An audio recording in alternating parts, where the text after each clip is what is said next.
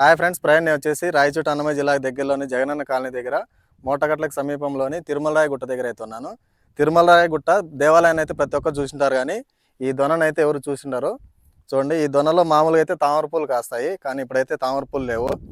దొన చూసిన వాళ్ళు ఉంటే కామెంట్ చేయండి. మరి ఈ దొనకు పక్కనే అయితే వెంకటేశ్వర స్వామి పాదం ఉంది, ఒకసారి చూద్దామండి.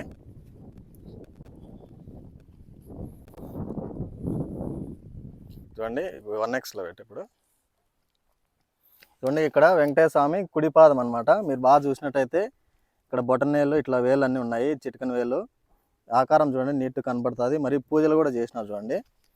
సో రాయచోటి దగ్గరలో కానీ లేకంటే మదనపల్లి నుంచి వచ్చే వాళ్ళు ఎవరైనా సరే తిరుమలరాయని గుట్ట వచ్చినప్పుడు తప్పకుండా ఈ దొనలని మరియు వెంకటేశ్వర పాదాలను అయితే విజిట్ చేయండి.